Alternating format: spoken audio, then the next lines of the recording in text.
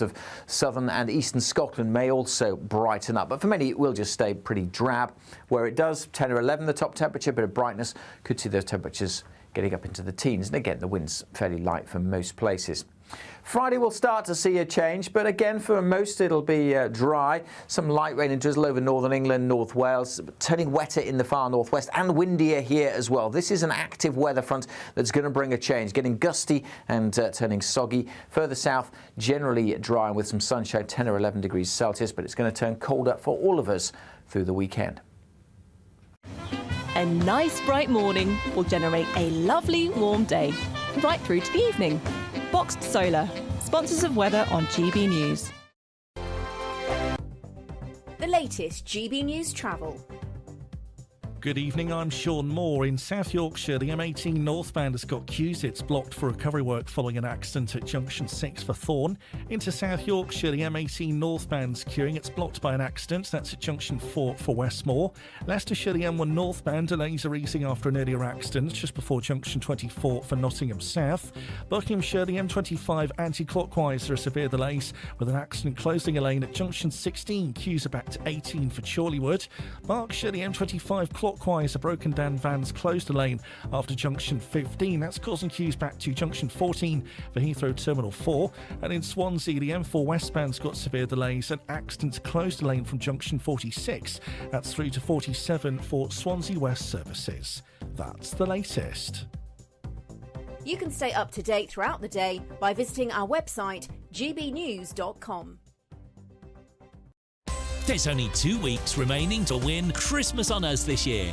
There's £20,025 in tax-free cash. There's £5,000 to spend on gifts for all the family. There's £500 to spend in your favourite supermarket. And a festively themed GB News goodie bag will get it all to you in time for the big day. For another chance to win, call 0903 681 3232. Calls cost £2 plus your network access charge. Text cash to 63232. One entry costs £2 plus one standard network rate message. Or text bonus to 63232. 5 entries cost £5 plus one standard network rate message. You can enter online at gbnews.com/win. Entries start from just £2 or post your name and number to GB09 PO Box 8690 Derby DE1 9TT. UK only. Entrance must be 18 or over. Lines close at 6 p.m. on the 22nd of November. Please check the closing time if listening or watching on demand. Good luck. Good Afternoon Britain isn't just about us. The wonderful thing about this programme is it's about everyone watching. It's an interactive programme. Well, there absolutely is something to see here, and we're going to be talking about it more. Whether it's breaking royal news, Will, please bring us up to date. or indeed a particularly punchy speech in the House of Commons, Very, very curious. we bring it to you live, and then we bring you live reaction as well. That's Good Afternoon Britain, weekdays from midday. Only on GB News, the People's Channel, Britain's news channel. It's Patrick Christie's Tonight, and here we do things differently. It's explaining the absolute madness of this, doesn't it? It's explosive. I mean, this is very good. It's lively. 850. Your government sat there, Sean, and it did nothing. It's controversial. And the Middle East has been in turmoil since before I was born. It's everything you need to kickstart your evening. Everyone's had their Weetabix tonight. I love to see it. That's Patrick Christie's Tonight, weeknights from 9 p.m. Only on GB News, the People's Channel, Britain's news channel.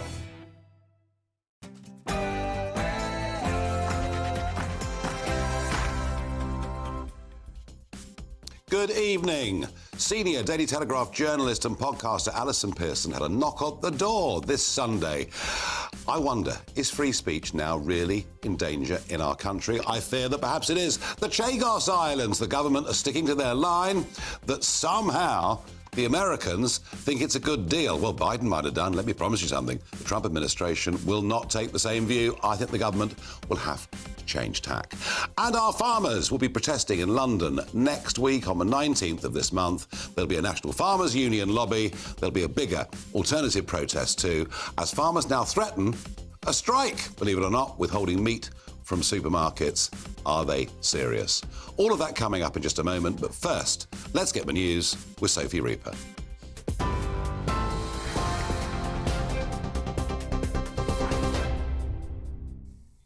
Thank you, Nigel. The time is just after 7, and these are your latest headlines. Axel Rudikabana, the teenager charged with the murders of 3 children in Southport earlier this year, has appeared for a plea and preparation hearing. That was at Liverpool Crown Court this afternoon, but he was not asked to plea. The teenager appeared via video link from HMP Belmarsh, but refused to speak when he was asked twice to confirm his identity. Rudikabana is also charged with 10 counts of attempted murder, 1 count of possession of a knife and 2 terror-related offences. His trial is scheduled for January of next year. Over in the US now, and President-elect Donald Trump has been hosted by current President Joe Biden in Washington, D.C. The two sat down at the White House this afternoon for a meeting designed to demonstrate a smooth handover of power. The Reuters news agency is reporting that during the meeting, Biden told Trump he was, quote, looking forward to a peaceful transition, whilst Trump stated that, in his words, politics is tough, but it's a nice world today. Failing hospitals will be named and shamed in league tables and managers sacked if they cannot improve patient care and take control of finances. Health Secretary Wes Streeting told leaders at the NHS Providers Conference in Liverpool there will be no more rewards for failure. That was in his words as he set out a package of measures aimed at tackling poor performance. Speaking earlier today, the Health Sec also championed the Chancellor's autumn budget, claiming the NHS came out on top. Collective challenge is to take the NHS from the worst crisis in its history, put it back on its feet and make it fit for the future. The budget was important. The Chancellor gave us the investment we need to arrest the decline, begin fixing the foundations and start turning the service around. The NHS was the standout winner.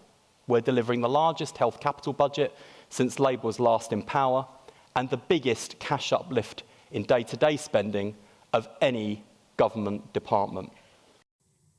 And writer and journalist Alison Pearson has revealed she is facing a police investigation for allegedly stirring up racial hatred in a social media post last year. Writing in the Telegraph newspaper, she said that 2 officers attended her home on Sunday morning, but when she asked what she was alleged to have posted, the officer said he couldn't disclose that information. A spokesperson for Essex Police has said the report relates to a social media post which was subsequently removed. An investigation is now being carried out under Section 17 of the Public Order Act. As part of that investigation, officers attended an address on Sunday, November 10th, to invite a woman to attend a voluntary interview on the matter. And if you'd like to hear more on this story, stay tuned, as Alison will be speaking to Nigel on his show in the next few minutes. But for now, those are your latest GB News headlines. I'm Sophie Reaper. More from me in the next hour.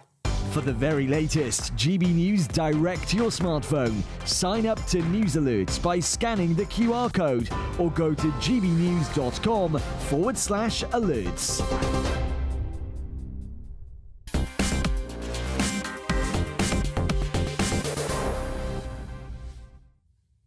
Picture the scene. It was Sunday, the 10th of November, just ahead of the big Remembrance Day services about to take place right across our country.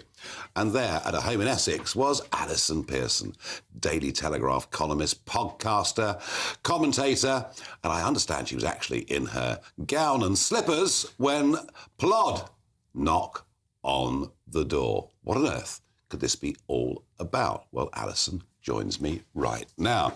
I've set the scene. What happened? Yes, there were 2 young constables by the door, and they said, one said something about a non-crime hate incident, which was a year ago, with me, a social media post a year ago. And I said, what was it about, the tweet? Give me an idea of what it said. And he said, I'm not allowed to tell you that. And then I said, who is my accuser? And he said, we're not allowed to tell you that either. But it's not the accuser, it's the victim. The victim? The victim. The victim. So, Nigel, I had a victim. And, then it was just a very, very surreal and shocking conversation. And because it was Remembrance Sunday, I drew myself up to my full 5 feet, 3.5. And I said, we're here today on a special day commemorating hundreds and thousands of young men your age who lay down their lives for the country so it could be a free country and not live under the jackboot of tyranny. And here you are on Remembrance Sunday, coming to my house in something that I considered to be against freedom and tyrannical. And I said, and what would those young men think of you today? So they looked a bit...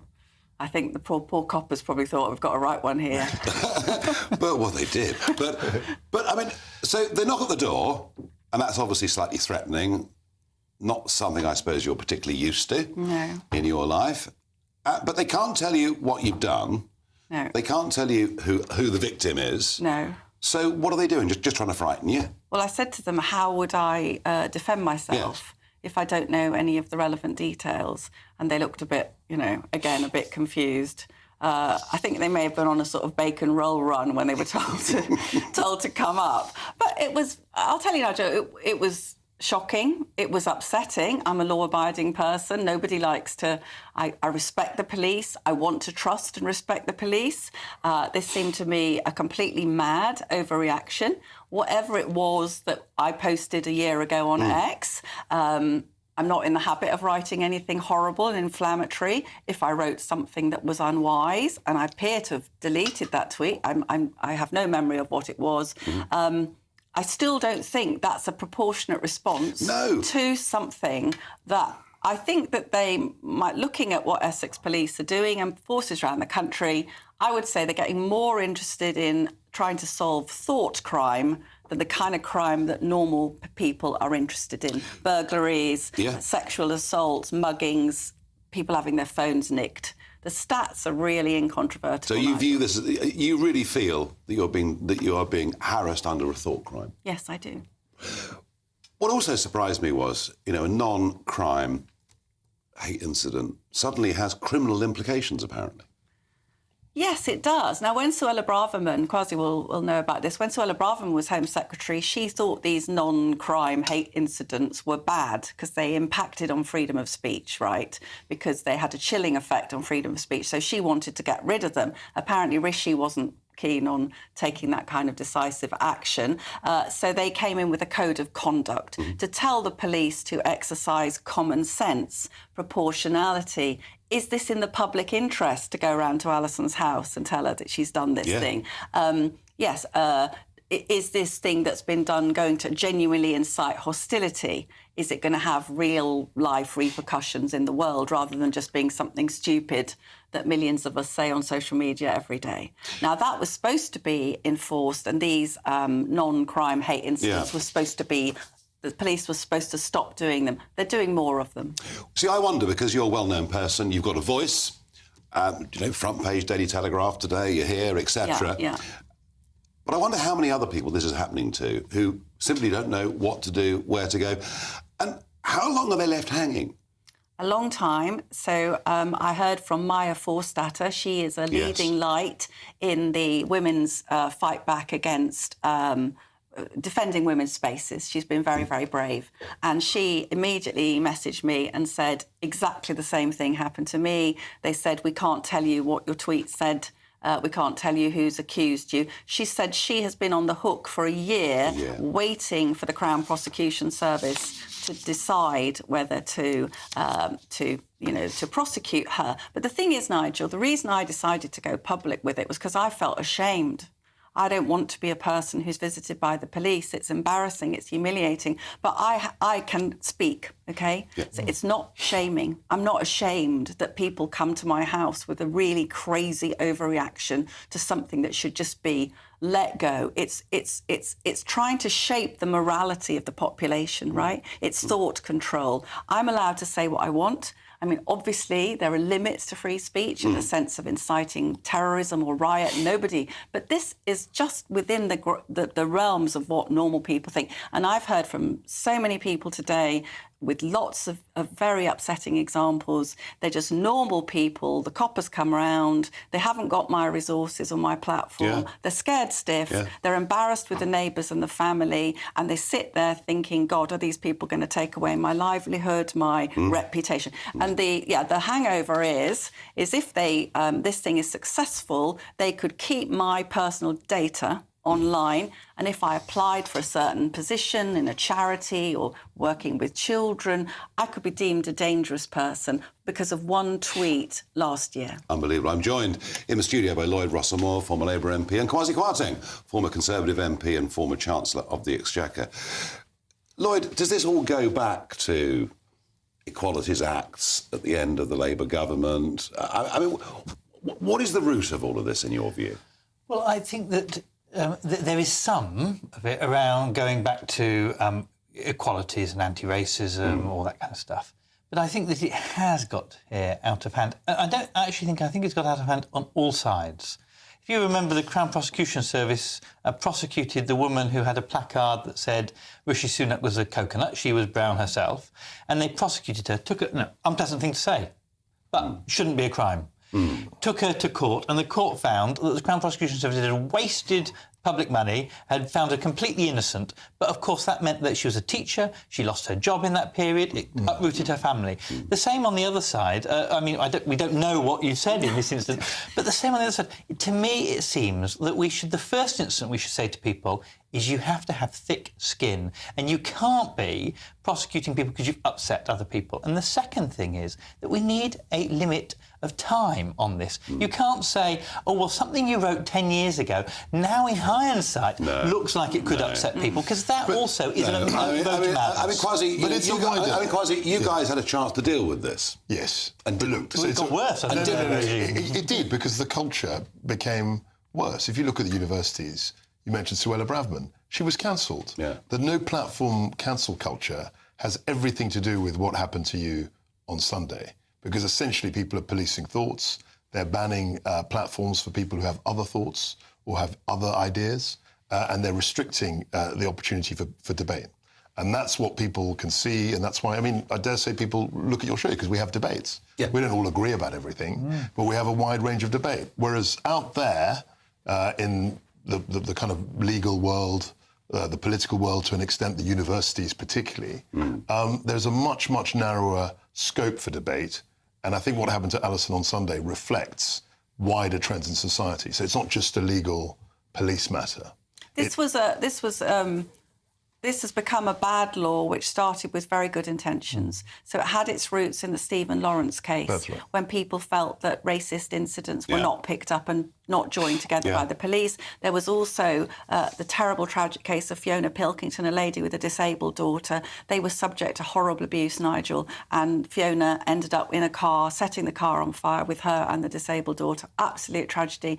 And the findings of that case were that if some of the hate incidents had been joined together, then the authorities could have taken proper action. I quite understand that. What we're talking about now is freedom of speech, precious in our democracy, and I agree with Lloyd, we should all be a bit more grown up and think, OK, I don't like what that person said. That's what a free society is. But this is made worse. This situation is made, because you alluded to it earlier. People out there in my old constituency, all around the country, can see there's an epidemic of small crimes. Things like shoplifting. You read all the time that some, they don't even bother. No. That's anecdotally. No. And so when they go after you in that way, people will be asking themselves, well, what about the muggings and the shoplifting? What's happened with that? I'd be better off punching a policeman in the face at Manchester Airport than I would. No. Well, we're still waiting. Perhaps the policeman who came to me, Nigel, could go around and visit the people who bopped the woman on the face. Maybe the CPS will act on the Manchester incident. We'll have to wait and see. Alison, where does this campaign go next? Are you going to go and meet the Home Secretary and try and get the law reinterpreted? Well, I'm going to probably go in for an interview. The Free Speech Union, which is a brilliant organisation, is helping me, and they're giving me a solicitor. So if I have to go into the police station and have a voluntary interview, I'll go in, and maybe then we'll be able to find out what I'm accused of, and then we'll see. We'll see how it progresses. We've had a look. The Telegraph has done a great campaign today, having a lot of people coming forward, and they don't like the feeling of this. It does feel as though our society is changing in character. But as I said, looking at the stats for Essex Police, we see hate crime, 18% they're solving, racially and religiously aggravated crime, 19%. Things like what Kwasi is talking about, theft, grievous bodily harm, they're right down. So are these guys sitting in the office thinking I'll have a cup of tea and a digestive and I'll have a look through Alison Pearson's X feed to see if there's anything... Well, I mean, who's the person that's the victim? This could be just somebody doesn't like your journalistic style or your political position. It could be, you know, utterly vindictive in every way. Intent has been completely lost out of this as Yes, well. I agree with People take offence and you say, well, I might have used the wrong words or words that trigger you. But if they trigger you, you should go to counselling, not actually require other people to use different words. The whole thing has a very, very sinister edge. I'm delighted you've come on tonight and talked about it and debated it with the panel. Now, talking of Essex Police, a spokesperson for Essex Police said the report relates to a social media post which was suddenly removed and investigation is now being carried out under Section 17 of the Public Order Act. As part of that investigation, officers attended an address on Sunday, November the 10th, to invite a woman to attend a voluntary interview on the matter. So there you are.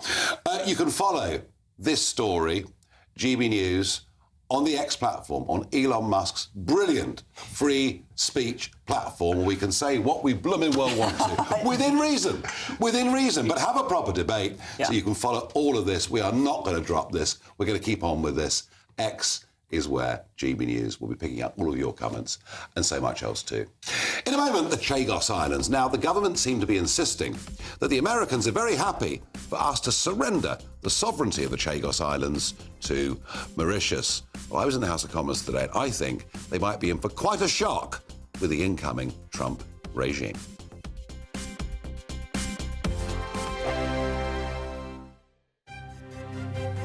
GB News Breakfast, every day from 6 a.m. Following the summer riots and the resurgence of far-right ideologies, the former Education Secretary told peers that reinforcing shared values is now more crucial than ever. So we're asking this morning, should we teach British values or would it be a step backward? Or how do you even start?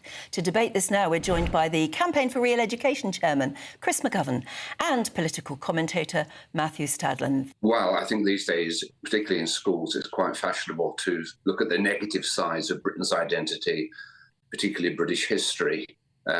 Personally, I think I'm very proud of being British, and I think we need to be proud of our country like most other countries around the world are. As Chris says, Matthew, lots of other countries do it. Heck, you only have to look at the United States, don't you, to see how sort of patriotic they are. Is there anything wrong in trying to instil a bit of that amongst our youth? I'm just worried it sounds a little bit communist, Stephen, being told what it is to be British. I've got my own personal but very vague views of what British values might be: inclusivity, patience, being able to queue, decency, respect for democracy and the rule of law.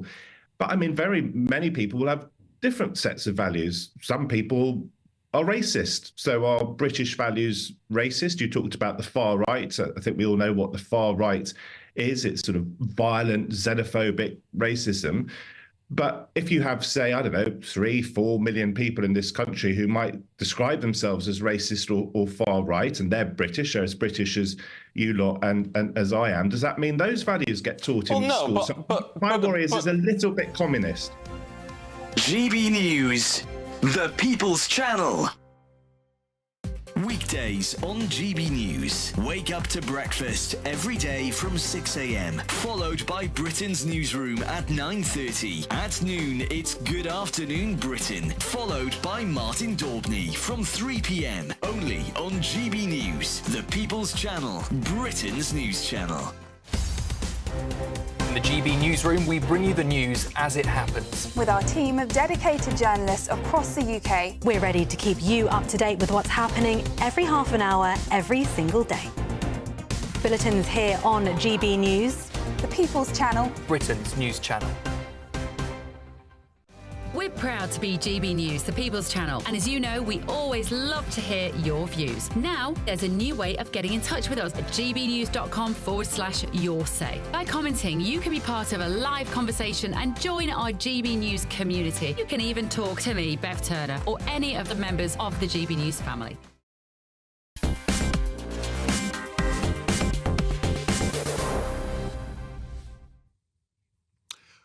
Well, I've been very unhappy about the surrender of British sovereignty over the Chagos Islands. Unhappy for lots of reasons. One being, of course, that the Chagossians themselves don't want it to happen. They want to go back and live in those islands under British, not Mauritian rule.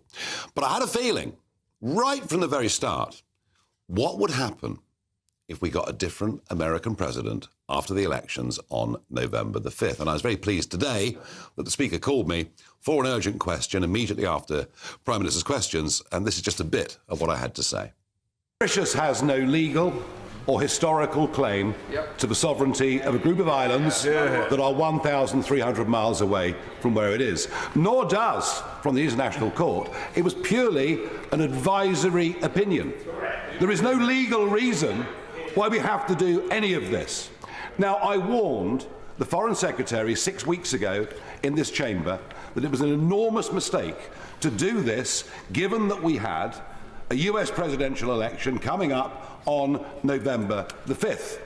And if you say to me, well, yes, it's okay, the United States are fully in favour, really? Well, really? Yes, really. So Mike Waltz, former Army colonel, he's in fact the first ever Special Forces soldier to be elected to Congress in Washington. Mike Waltz has been made National Security Advisor by Donald Trump, obviously subject to Senate approval, but I can't see a problem. And he wrote to Secretary of State Blinken under Biden in 2022 when this process of handing over the islands was begun, unbelievably, by the Conservative Party, unbelievably by James Cleverly. And then he wrote to say that if Britain was to enter a deal like this, it wouldn't be unlike Americans giving up the Bagram Air Base. He's National Security Advisor. I spoke to Steve Bannon the other day. Yes, I know he's a controversial figure, but he's been a very senior advisor to Trump and a big voice in the American right, former US Navy officer, and he said Diego Garcia is the most important island in the world as far as America is concerned. And yet, government ministers today insisting that the Americans are happy with the deal. I think they're going to have to eat their own words. I'm joined down the line, I'm very pleased to say, by Rear Admiral Chris Parry, former NATO commander. So, Chris, I've been battling away to try and get this decision reversed. We're promised a 99-year lease whereby we and the Americans can go on using the military base at Diego Garcia. But the way I look at it, we had a 50-year guarantee through a treaty with China that Hong Kong would stay as a democracy, and that's been trashed. What say you? It's strategically illiterate, Nigel. When the announcement came out, I was absolutely flabbergasted, to tell you the truth.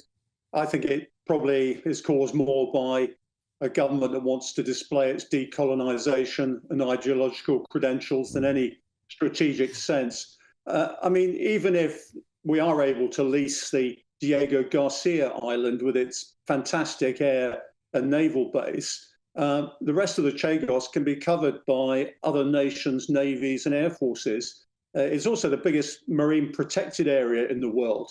And it won't be long before you see Chinese fishing vessels and other predatory industries going in there. It is an amazing surrender of British overseas island territory. And of course, it's given encouragement to other chancellors like the people in Argentina and the Spanish with Gibraltar. It was a terrible message to send out that we're prepared to give up sovereign territory. The Americans are right. It is the most important island base in the world. It links the whole of the Indian Ocean. During 2 Gulf Wars, most of the American reinforcements from the Pacific going to the Gulf went through Diego Garcia. And for the best part of 30 years, we've had a number of sort of stocks there, both ammunition and logistics stocks that sit in supply ships in the lagoon itself. I've been there several times. It's an amazing base. And to give it up, I'm afraid, to a country that has had no claim whatsoever to these islands and to disregard the rights of the self-determining Chagos Islanders is an absolute disgrace. Yeah. Chris, Thank you very much indeed. Well, we're Admiral Parry there covering every point. The marine park he mentions, by the way, is very interesting. It's 250,000 square miles of the Indian Ocean that is completely unfished and is a remarkable asset. So, Lloyd Russell Moyle, someone that knows a bit about the Chagos Islands. It's not easy to get guests that are experts on the Chagos Islands, but you have a link. Well, yes, my cousin was a very senior diplomat, posted out there, and was the one who had to read the proclamation when the Queen died, based in one of the few British officials based there for a period of time. But I, for a long time, even as MP, was very clear that any negotiation should be based on what the Chagosians, who, of course, the majority of them live in Crawley, just a few miles from my home, they flew into Gatwick and they didn't move because they wanted to stay near the airport because they said, we are going home soon. And I genuinely believe there is a democratic principle in this country, which is that the population of any part of our country decides. If they decide they want to leave, we let them leave. Scotland or whatever it may be. Yeah, that's the democratic basis. And if they don't, we protect them to the hilt against foe and enemy alike, or whatever. And I worry that this does set a very dangerous precedent, but it not only for Falklands, etc., but it sets a kind of precedent that we will do deals behind your back, not engaging with you, and then present it as a fait accompli. And I do think that has been a big mistake. And it was not in the manifesto. And I've spoken, in fact, last week we had the leader of the Chagosian community on this show saying basically they'd hardly been referred to in any way at all. They feel deeply, deeply insulted. On your point on national sovereignty, several Labour backbenchers said today that the national self-determination of the Falklands is vital.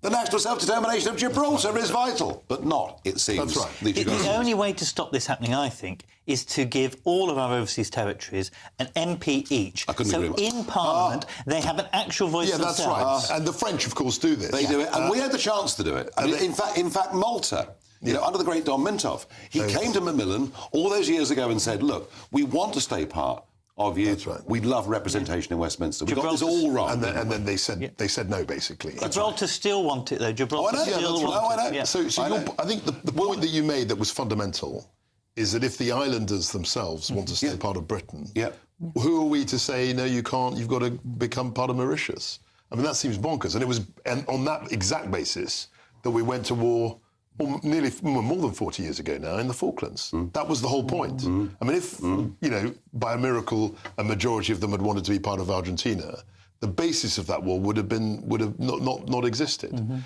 But that principle that you've outlined is really important. Kwasi, final thought on this. If, as I fully anticipate, and we know already what Mike Waltz's position is, he'll reiterate that. The proposal for defence, Pete Hegseth, who's a friend of mine, I'm convinced he'll have this position. I know what Donald Trump thinks around issues like this. If the Americans say this is a rotten idea, do we then back down? I think we have to. I think it'll be a very difficult thing for any government, right at the beginning of the new administration, to set themselves against what. But let's see. And also the other thing that Russell said was true, or you said that was true, and Clive. It's all part of that anti-colonial thing. I think that's what's driving it. I don't think Russell mentioned that. But, guilt. But yeah, and all of that. And but it has to be ratified by the Commons and by the Lords. And so there will be moments there, but you can only delay it. You can't stop it. Actually, a treaty like that could be signed under the royal prerogative and not come before the Commons, which is why 6 weeks ago I specifically asked the Foreign Secretary, would this come to the House of Commons? He said, yes, the treaty would have to be passed through a bill. Well, so we will get a vote on it. Through a bill? That's interesting, because what you can do is pray against it, but you can only ever then delay by 40 days or whatever. He said a bill. But a bill will be very important. I think there'll be a fudge. I can't see us right at the beginning of the Trump administration. If he makes his position clear, as you say, I can't see us just saying, well, forget about that. Someone putting down an amendment requiring a referendum of the Chagosians would be a good way out for this government. He's taken my cards away from me. Is that your plan? They could do the referendum. The referendum will be lost, and they say, well, we're Democrats. You're a third loss to Parliament. That is exactly what we were talking about just before coming on air. There we are, the secret's out. You know what I'm going to do. Good luck. Right, OK. In a moment, the farmers. Are they going to go on strike? Are they going to withhold food from supermarkets? Are they going to make Christmas very difficult for millions of families? And do they have a right to be really, really angry.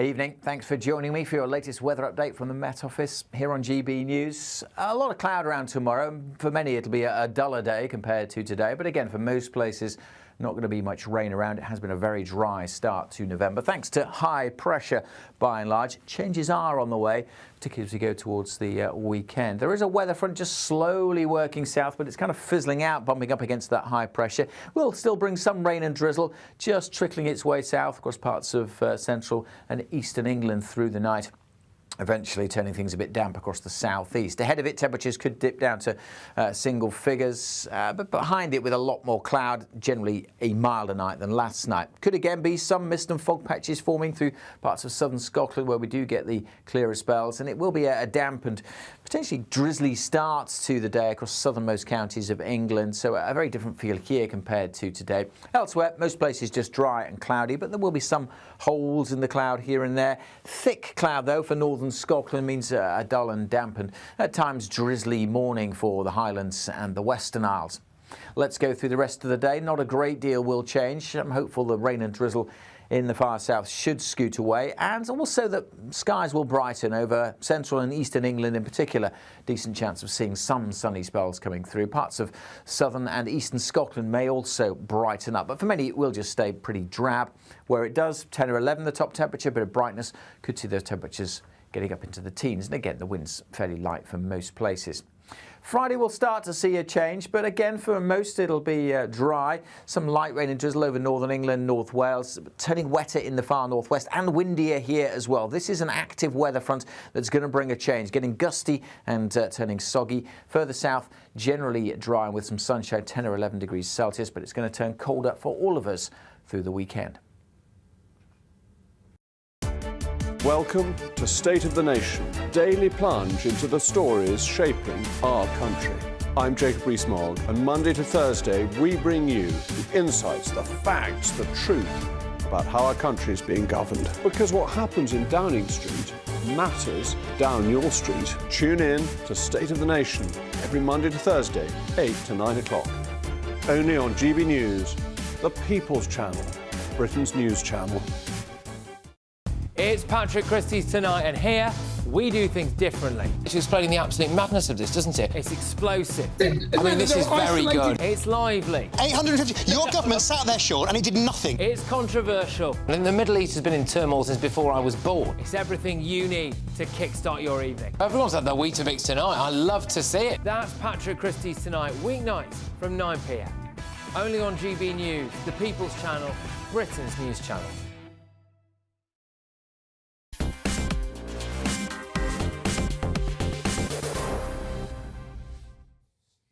Don't underestimate the fury of farmers. We don't see it very much in this country. It's almost part of a sort of national life in France. But back in 2000, there was a big, big farmers' protest.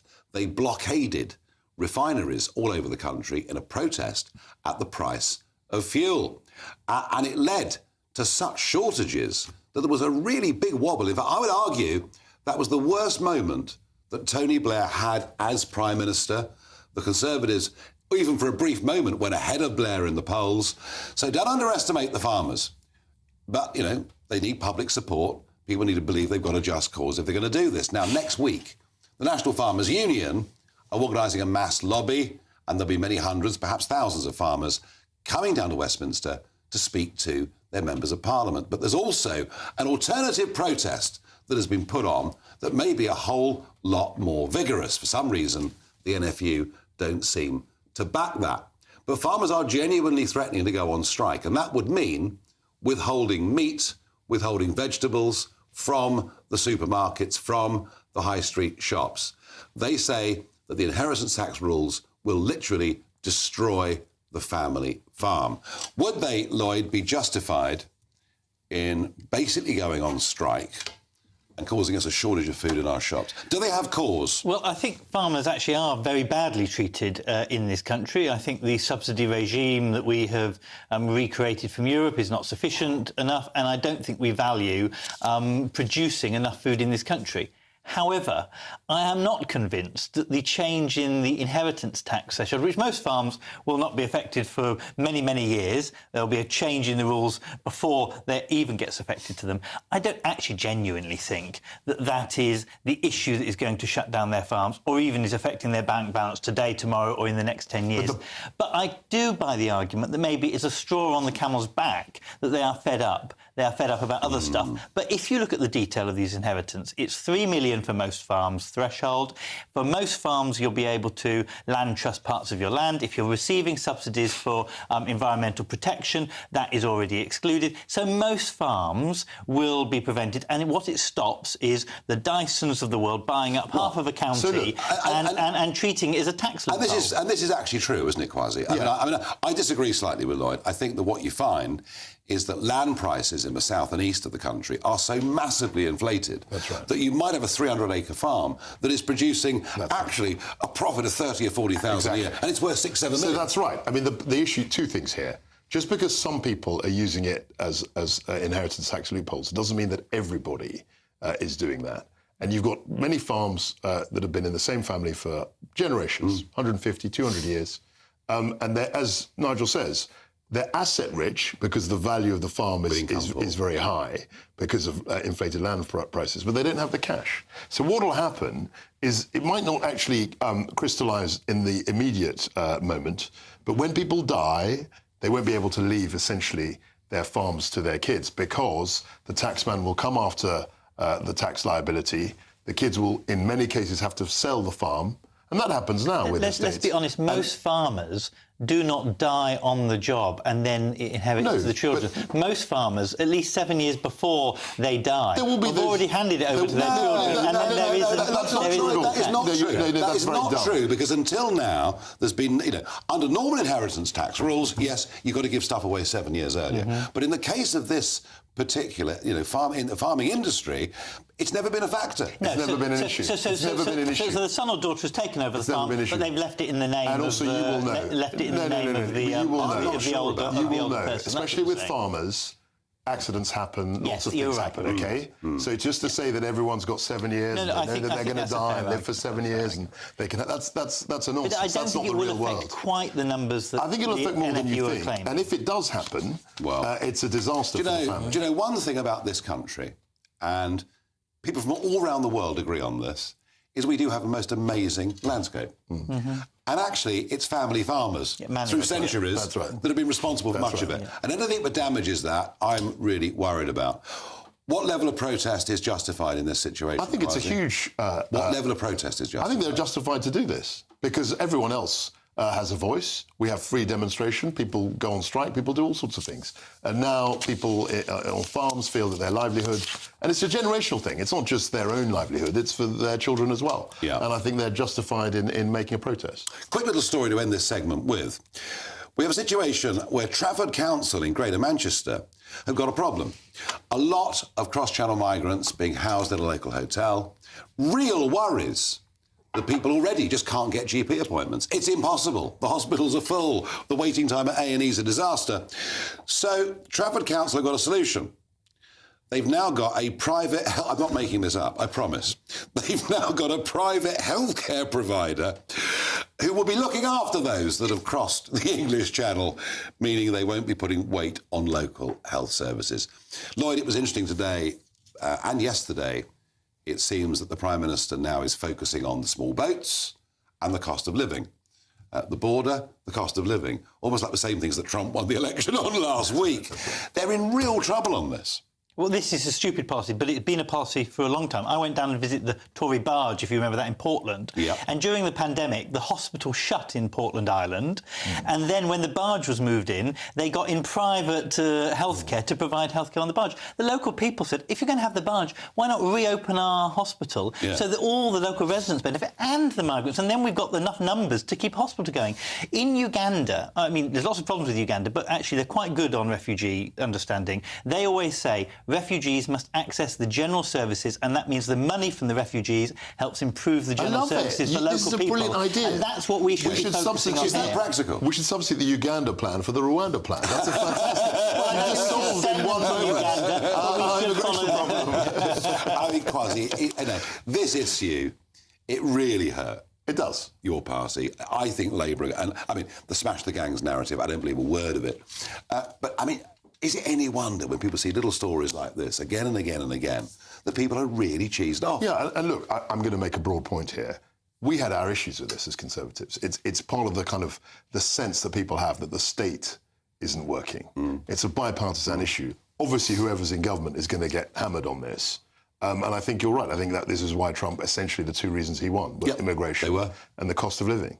And I think Labour will have could have a similar reckoning in 4 years' time. But I think it's also something about bureaucrats in local councils who think only in siloed way, what do I do best for what I've got to achieve? And they don't sit back and think, how do I do common sense? And how does it look? Yeah. So how does it look? Because that's what really matters. I mean, at the end, perception's everything, That's isn't right. it? And you were in the House of Commons, I was in government. We've seen it's a bureaucratic blob issue in terms of their mentality, as opposed to kind of I think they're doing the best that they mean. Yeah, but they're trying to solve very narrow problems and not getting the bigger picture. We're not accusing them of willfully, trying to wreck the country, just inadvertently, they seem to be. That's why you need decent politicians. And at the moment, more and more, we remove power from politicians. Definitely. We try and give it to bureaucrats because we say they do better and politicians are full of sleaze. But actually, politicians have good politicians have their finger on the pulse. That's the point. But we, the politicians, have empowered the bureaucrats. That's the point. You and I know that's a point. Many ministers on both sides who are Liz Truss makes this point, doesn't she? Liz Truss makes this point endlessly. Just a quick thought at the end here. Is Keir Starmer a good politician? He was an amazing bureaucrat. Well, there you are. There you are. You see, splits emerging in the left of politics already. They're only a few months into government and it's not going all that well. However, Sir Keir has been on a visit. Yes, he's been to COP29. Trouble is, virtually no other significant world leader went at all.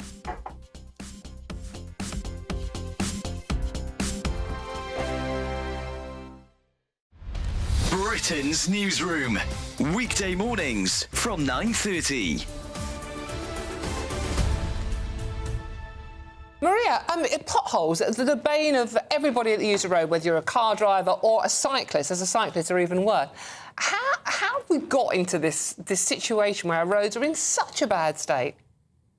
Well, part of it is to do with actually our climate. In somewhere like, say, Sweden, like the snow will fall on the ground, it will stay there for months. Whereas here we've got what's called a freeze-thaw climate, where the water comes down, then we might have a cold snap and it freezes, and the water within the pothole will then expand and make the pothole bigger. Then we might have a mild spell, and then that process repeats. So, we do actually need extra funding to acknowledge the fact that, we just live in a climate where we're sort of particularly vulnerable to potholes. Why? I mean, the fact that this happens, these weather conditions happen, is no great surprise to anybody. Why has the problem been ignored for so long? I think what's happened is we've had short-term funding. So it's like, oh, there's a pothole, let's patch it up. Oh, there's another one, let's patch it up. But the patches aren't actually really that strong. So then they break down again.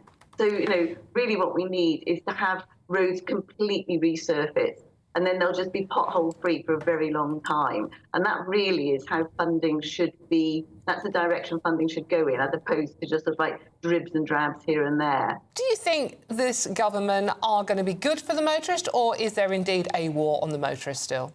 The different parties come in and they've all got different policies that they wheel out, then they cancel the policies, and then there's so much lack of transparency. Like, for example, with the pothole issue, sometimes the government, whichever government is in office, will do some big showboating about how they're going to give X amount of potholes, and you still think that sounds really good. GB News, the People's Channel. Nightmare commute?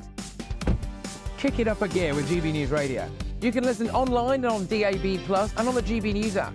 We're also on TuneIn and the Radio Player app. From the school run to rush hour, get revved up with GB News Radio. We are the People's Channel, Britain's news channel. Join me, Nana Akweer, for an informative, interactive news programme with a difference. It's fun. No, he didn't say that, Dave. I'm so surprised. I think there's an element of truth to that. Join me from 3 p.m. every weekend, only on GB News, Britain's news channel. I'm Christopher Hope. From pop stars to politicians, I'll interview anybody in a pub who's got a political opinion. Join me every Friday on Spotify, Apple Podcasts, YouTube or gbnews.com, or wherever you get your podcasts. This is GB News, the People's Channel.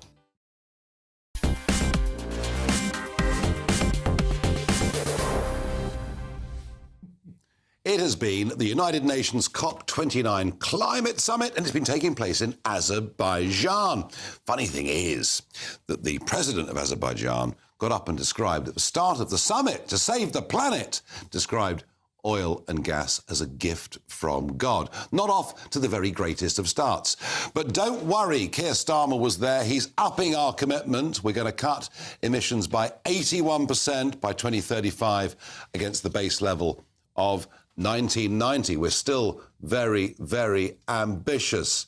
Have a look at this graph that appeared in the Financial Times yesterday, which tells you who is paying the highest or the lowest electricity prices around the world. And you will see we are far ahead of anybody. Industrial uses. Industrial uses, the most expensive industrial use of electricity in the world. Is it any wonder we're cutting our carbon emissions more quickly than anybody else? We are literally decarbonising the country. Starmer doesn't seem to care. What was also interesting about the event was that there was no American president or president-elect there. There was no French president there, no Russian president there, perhaps not surprisingly, no Brazilian president there. Not even the boss of the European Commission went on the junket. Only 100 countries attended. And frankly, it seems that many countries are saying, look, we all want to save the world, but we can't do this enormous damage to our own people in terms of prices and delivery of electricity. And I just wonder, Lloyd, whether the wind, if we're going to use that word, has turned on this debate across the globe, and people are realising there are serious practical problems in terms of meeting targets at 2030 and 35 on the electrification of cars or the grid or whatever else it may be. Look, I've discussed this numerous times on this channel. I think it's a huge issue. There has been a big problem with the way that we in Britain and in the West have pursued this zero carbon policy, which means we export jobs and shut down industry here, and we allow China and other countries to produce all the goods that we were going to produce here, and we import them. And once you destroy the economic base, it's very difficult to then reverse that overnight as well. So I do think that we need to reduce our carbon, but actually what we also need to do is not allow that just to be an exporting of carbon and jobs elsewhere around the world, because that's self-defeating. Well, you're right. I mean, what's happened in the real world is that, I mean, I was minister all through this period for energy, is that 2019 is a very different world to where we are today. Two things have happened in the last 5 years. One is the COVID pandemic, which had a resulting huge spike in inflation as people demand came through after we'd shut things down globally. And the second thing that happened was Putin invading Ukraine. And those two things, which led to gas prices going up. And those two shocks have essentially made people realise that the energy transition is going to be a lot more expensive to clean energy, and it's made it much more difficult to make the case for reducing emissions and all that COP28, COP29 this year. And as you can see... So do you admit, Kwasi, that what you were telling the country a few short years ago was basically wrong? No, I don't admit that. I think that reducing... Well, it sounds like you do. No, I'm saying two major things have happened that have meant that the original message is much harder to sell now.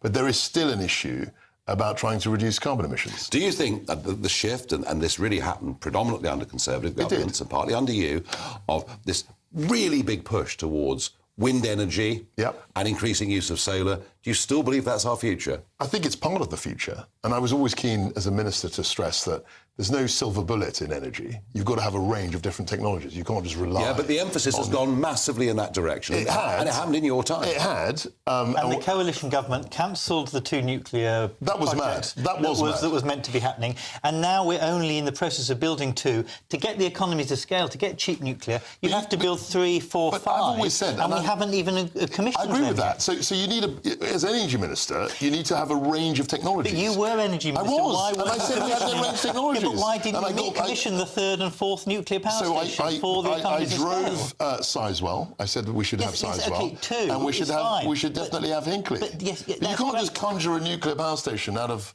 thin air. For the supply lines, you've got to do 1 and 2. And once you've done the first two, the French and the Finnish agree with this as well. That's right. You only get the economies of scale and the cash gain once you do the third and fourth. And that's why Boris Johnson went for the big, larger nuclear. For the third and fourth? That's still not been planned. I mean, equally, Lloyd, we could go back to the 97 to 2010 period and also say there was no proper long-term planning. There was no. They abandoned that. As well. I mean, if you want to be political I mean, both parties have had this. There was a plan for nuclear just as we left, and that's what was cancelled. No, there wasn't. Well, it wasn't very sincere. Ed Miliband was very against nuclear when he was Secretary of State. It was cancelled as the coalition government came in. You can only cancel something if there was something there. No, you can't. There was something there to cancel. I'm not sure that was very sincere. For 13 years, well, I'm not going to judge. For 13 years, they did nothing on nuclear. Let's face it. No, well, and it's been a big disappointment.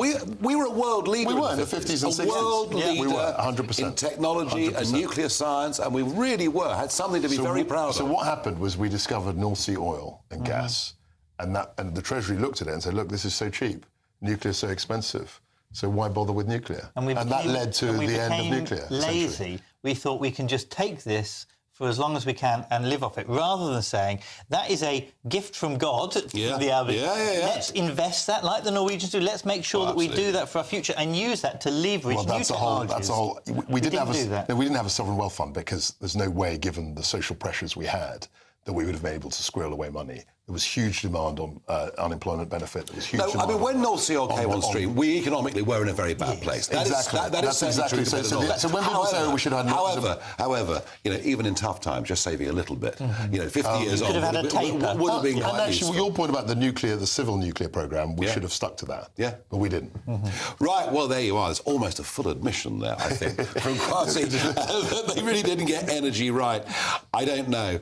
I just have a feeling, Lloyd, final thought from you on this, I just have a feeling that the fanaticism that we see from Ed Miliband, and indeed from our Prime Minister Starmer, is increasingly out of touch with the centre of gravity of debate in this country. We're getting more practical about this. Well, to be fair, the pledges that they have announced today were pledges that the Conservatives have already put into law. So domestically, they're already legal requirements. All we've done is signed up internationally to the same thing that we've agreed domestically. So I don't believe there's a fanaticism. I think there is a cross-party consensus still, and I think there is a broader consensus that we need to do things to tackle climate change. The difficulty is that working people will not suffer that, meaning a reduction in their living costs and living standards, and that's the circle that we need to square. They're already losing lots of jobs. Sure.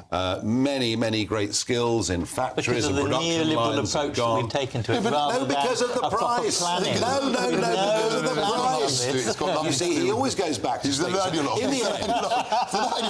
You're a Marxist ideologue. You're my favourite Marxist. We had a complaint earlier on about the programme that apparently there was far too much agreement between the panel. I'm very pleased to say we've ended on a very different note. I thank you both, gentlemen, for coming in and having proper debates on issues. Jacob Rees-Mogg joins me in the studio. Good evening. Good evening. Well, I'm going to be continuing where you left off on the ridiculous COP29. It's madness, and we're the only ones who are really doing it. Some other European countries. With Donald Trump being elected, this is yesterday's story. We're going to make ourselves poor and cold, and we're going to ration electricity. That's the next proposal, so that you have people not able to switch their ovens on when their children come home from tea because there isn't enough. We've just got to stop this nonsense. 81% reduction by 2035 is silly, and I don't care whether it's Tory party policy. It was silly when it was Tory party policy. It was silly when it was Labour party policy, and we need to change it. We actually ought to get on with fracking so that we've got cheap gas in this country. The public opinion, folks, I said earlier that the wind has turned, that it has. We're taking a much more practical view as to what we can afford. Let's get the weather with Alex Deakin.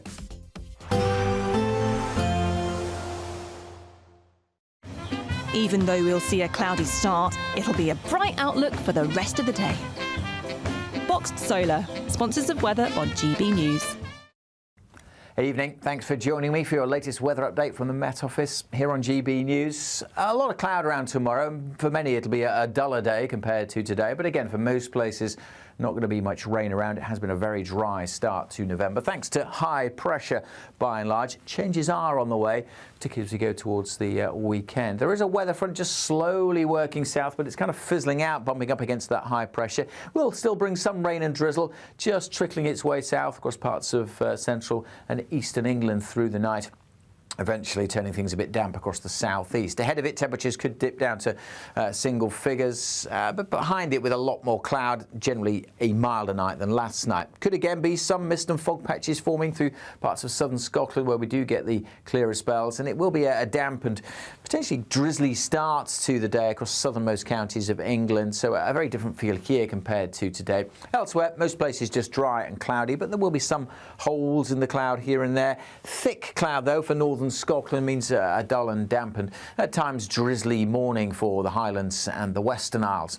Let's go through the rest of the day. Not a great deal will change. I'm hopeful the rain and drizzle in the far south should scoot away, and also that skies will brighten over central and eastern England in particular. Decent chance of seeing some sunny spells coming through. Parts of southern and eastern Scotland may also brighten up, but for many it will just stay pretty drab. Where it does, 10 or 11 the top temperature, bit of brightness, could see those temperatures getting up into the teens, and again the wind's fairly light for most places.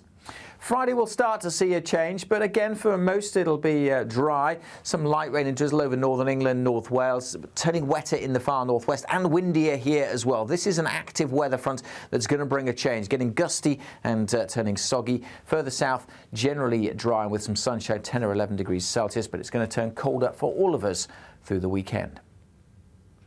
We'll see a cold snap, which will quickly develop into a warm front. Boxed Boiler Repairs, sponsors of weather on GB News. There's only 2 weeks remaining to win Christmas on us this year. First, we'll give you £20,025 in tax-free cash. Then we'll give you £5,000 to spend on all of your Christmas presents, with a further £500 in vouchers to spend at your favourite supermarket. Finally, a GB News Christmas goodie bag. You'll get it all in time for the big day. For another chance to win, call 0903 681 3232. Calls cost £2 plus your network access charge. Text cash to 63232. One entry costs £2 plus one standard network rate message, or text bonus to 63232. 5 entries cost £5 plus one standard network rate message. You can enter online at gbnews.com/win. Entries start from just £2, or post your name and number to GB09 PO Box 8690 Derby DE1 9TT. UK only. Entrance must be 18 or over. Lines close at 6 p.m. on the 22nd of November. Please check the closing time if listening or watching on demand. Why go out on a Friday night when Friday night comes straight to your home? Talking about? Join me and my A-team of top pundits. Chemistry tonight is electric. As we tackle the big stories of the day with wit, insight and fearless energy. Man of the people. It's all vibe. Just a filing cabinet on wheels with a tie on. So, order in Friday Night Live with me, Mark Dolan, every Friday at 8, only on GB News, the People's Channel, Britain's news channel. It's Patrick Christie's Tonight, and here we do things differently. It's explaining the absolute madness of this, doesn't it? It's explosive. I mean, this is very good. It's lively. 850. Your government sat there short and it did nothing. It's controversial. And the Middle East has been in turmoil since before I was born. It's everything you need to kickstart your evening. Everyone's had their Weetabix tonight. I love to see it. That's Patrick Christie's Tonight, weeknights from 9 p.m. Only on GB News, the People's Channel, Britain's news channel. Good Afternoon Britain isn't just about us. The wonderful thing about this programme is it's about everyone watching. It's an interactive programme. Well, there absolutely is something to see here, and we're going to be talking about it more. Whether it's breaking royal news, Will, please bring us up to date. Or indeed a particularly punchy speech in the House of Commons. Very, very curious. We bring it to you live, and then we bring you live reaction as well. That's Good Afternoon Britain, weekdays from midday. Only on GB News, the People's Channel, Britain's news channel. Hi there, I'm Michelle Dewberry and I'm going to take a second to tell you all about my show, Dubes & Co. We start off with the issues of the day. We then bring in both sides of the arguments. We get rid of the disrespect And then you throw me into the mix, and trust me, I'll tell it exactly how it is. And then, of course, the magic ingredient, you at home. We mix it all together, and what have we got? In my opinion, the best debate show in town. Monday to Friday, 6 till 7 on GB News, Britain's news channel.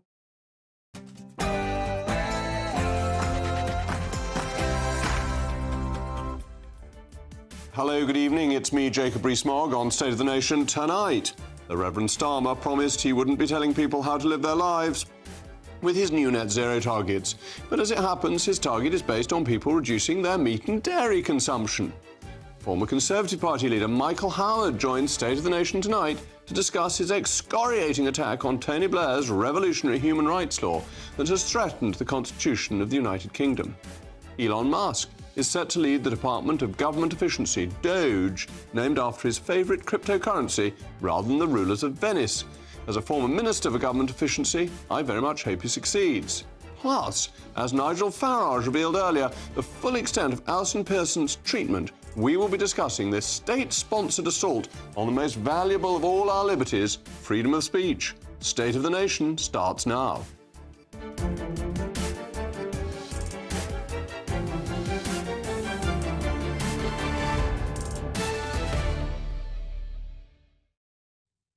I'll also be joined by my most formidable panel, Conservative Cabinet Minister as was, Sir John Redwood, and the historian and broadcaster, Tessa Dunlop. As always, it's a crucial part of the programme. Let me know your views, mailmog@gbnews.com. But now, it's your favourite time of the day, the News Bulletin with Sophie Reaper.